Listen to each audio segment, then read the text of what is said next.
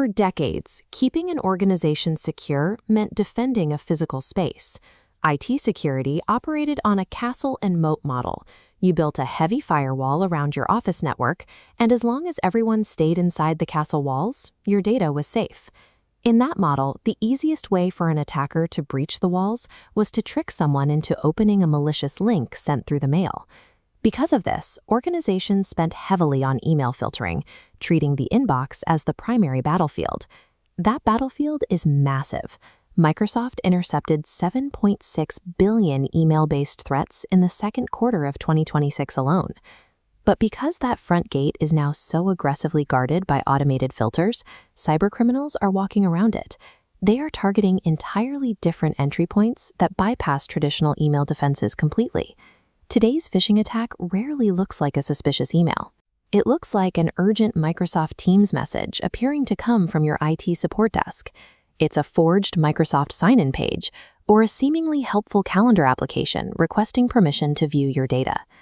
These attacks don't depend on breaking encryption or finding a software bug. They succeed when a person is persuaded to bypass the security themselves by clicking allow or entering their credentials into a fake portal. If an organization spends its entire security budget filtering its inbox, but ignores who can access its Teams channels or which third-party apps employees are connecting, it is completely exposed to modern phishing. When you move to cloud-based tools like Microsoft 365, that physical castle wall disappears. Your data no longer lives in the office closet. It's accessed from anywhere, on any device.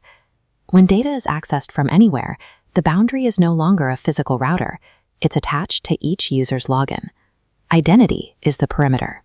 If an attacker compromises one identity, they instantly gain access to Exchange, Teams, SharePoint, and Power Platform. Attackers don't need to hack into a system anymore. If they compromise a single user's identity, they just log in as an employee. For many charities and smaller organizations, this risk is compounded by how they adopted Microsoft 365 in the first place, organically.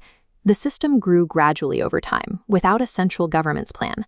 That organic growth leaves behind digital debris, unreviewed file permissions, obsolete guest accounts, and excessive global administrator rights.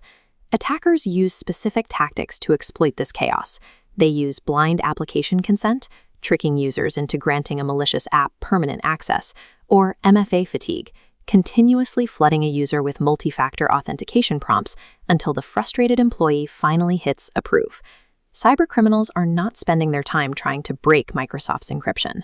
They are exploiting the administrative mess and unchecked permissions left behind by poor governance. You cannot solve this structural vulnerability by simply purchasing another security license or adding a new software tool to the pile. When files and conversations are spread across the cloud, the act of governing access, knowing exactly who has permission to see what, is the primary way you maintain your security.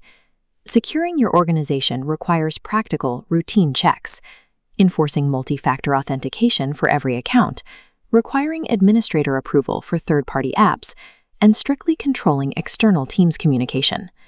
True operational resilience comes down to knowing exactly what data you hold, understanding exactly who has access to it, and proactively managing that access over time. Moving away from an organically messy setup takes effort, but the result is a digital environment that actually supports the people using it securely. Establishing proactive governance is the ultimate goal for small organizations adopting cloud technology. Adjona technology helps small charities, care providers, and growing businesses make Microsoft 365 safer, clearer, and easier to govern.